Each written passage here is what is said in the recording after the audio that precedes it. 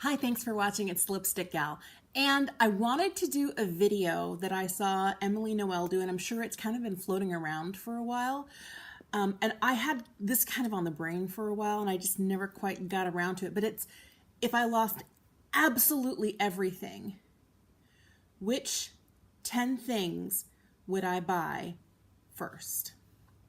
And this is assuming that, you know, maybe it's a house fire, maybe for whatever reason you have to leave in the dead of night, you can't take anything with you, but that you lose it all. Now, I'm one of those people who has a massive makeup collection, more than your average person. I have more than 50 or 60 highlighters, more than 400 lipsticks. I mean, so I have a lot. I have never counted my eyeshadows, and maybe that's a good thing. But my point is, when I thought about it, bare bones, what are the things that I would immediately go for? I don't wear a lot of foundation. I'm wearing a little bit today, but normally on a, day when it's just an everyday makeup day, I usually just grab a concealer.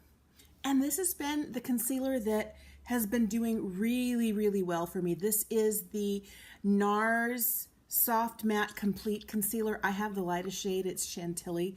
Pale. Real pale. I'm sure you can see that. But I really love this. I love how it works under the eyes. I like that it's not a really emollient under eye concealer, because when I get ones that are too emollient, that's when mascara transfers for me. Because when I laugh, my eyes scrunch up, and I do end up with this touching down here.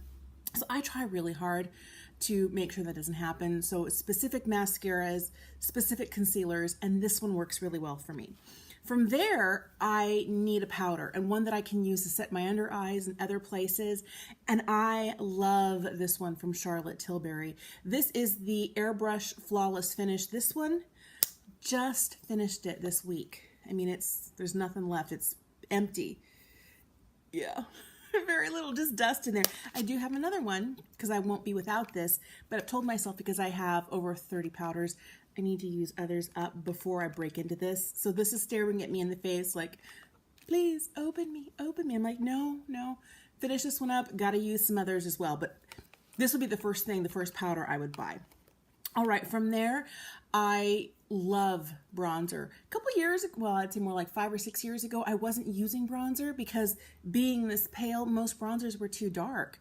And in the last several years, instead of just having there be a range, like 2 or 3 that either were too orange, bronzers have come a long way in the last, I would say, 7, 8 years.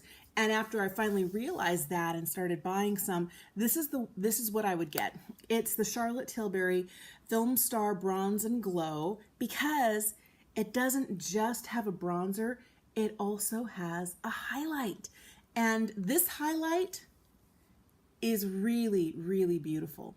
It's reflective, it's gorgeous. I don't know if you get right there. And it ends up being one of those where it doesn't highlight any of your texture. It doesn't settle into fine lines. When you're my age, you do have a few of those here. And if you go right across the top, it doesn't get caught in whatever I have here.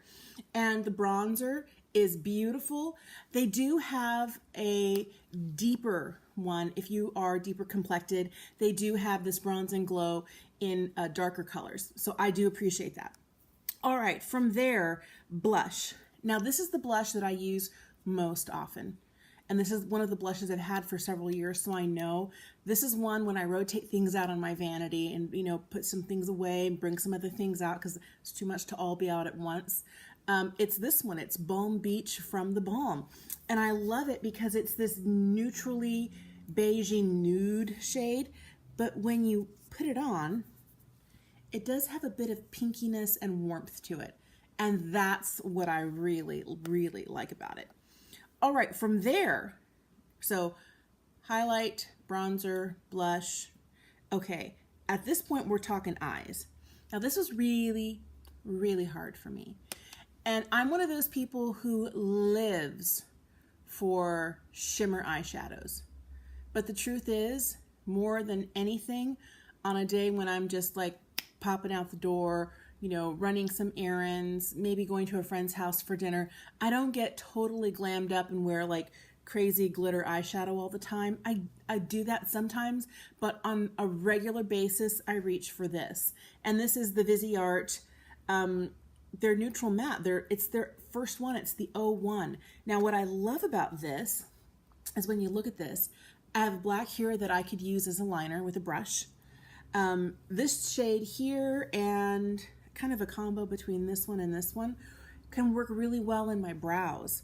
And then I just have a whole like wide range of all of these working really beautifully on the eyes and make a really beautiful look. And at that point, if I need a little shimmer, I'll go into this and pop some of that on the inner corner. It's really beautiful, subtle but beautiful. All right, from there, mascara. And this is hard because I thought about it, and I don't have one with me. Like, if I needed to go and get a mascara, and the one that I recommend the most to friends is the CoverGirl Supersizer. It's the one kind of in the teal bottle with the lime green accents and writing on it. That one is really good. But another one that I love, and this is a high-end one that I love, and I already have a backup of it because I'm just like, I don't want to be without it. It's the Tarte's Lash Paint. And this is one of those where they both have those rubber bristle wands that are remarkably short, but they do more than I thought they could for a set of lashes. My lashes tend to be straight, they kind of point down, they don't hold a curl, they're itty bitty super short. So it's one of those things where I expect a lot out of a mascara. And on top of all of that, because I scrunch my eyes up when I laugh, and I laugh a lot, I need to make sure it's not going to transfer, it's not going to flake, and I'm not going to end up with like gray or black down here. That is the worst possible thing. And this one works really well. But before I would buy this one at $21, $23, I would definitely get the CoverGirl Supersizer. All right, brows. For years, I have used the Anastasia Brow Wiz. For years.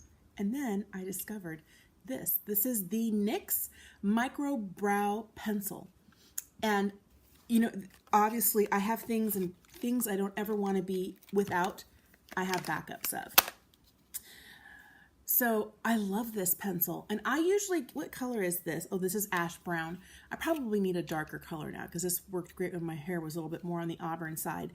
But I love that it comes with a spoolie and with a really fine pencil, and it works really well. The formula is fantastic. There is a small noticeable difference between this one and the Anastasia one, but I don't find that it's so noticeable that it keeps me from being able to really get a good brow look out of this with just this. Now, if I needed to add a little bit more in places, I'd always, you know, grab a little brush and take some of this. Now, down to lips. I have three things. I've always loved a red lip. Always loved a red lip.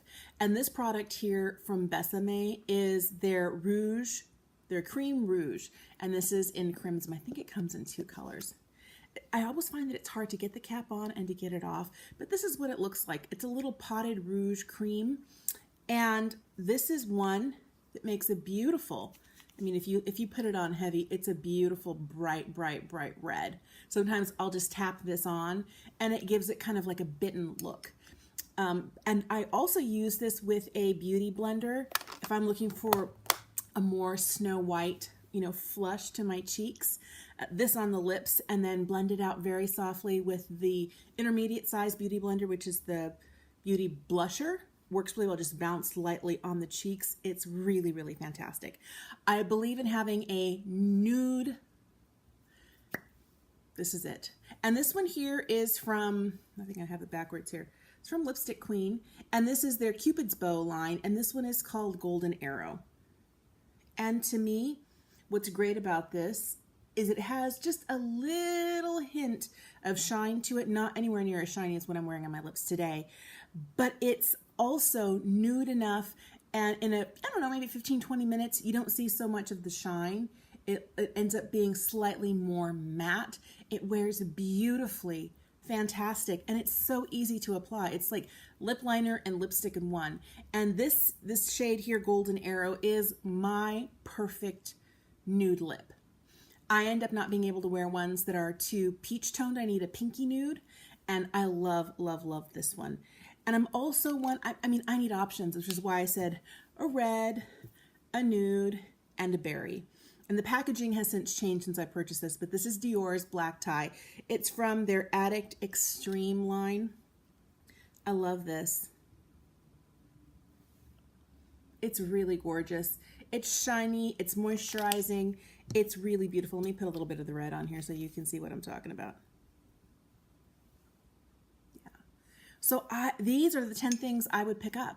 You know, I had to really think hard and go through my entire collection going, what could I really use? And I didn't want to, you know, pick too many products that could do double duty, but I thought that would be kind of the way to go around it. So those are my favorites. Let me know if you lost everything. You know, maybe your house flooded or you moved and the movers lost your box of cosmetics. What would you buy if you had to start from scratch? What would be the first things? Or if you have one favorite product that you don't ever change up and you always buy that one product over and over and over and over, let me know in the comments down below. I hope you're having a great day and thanks for watching. I'll see you again soon.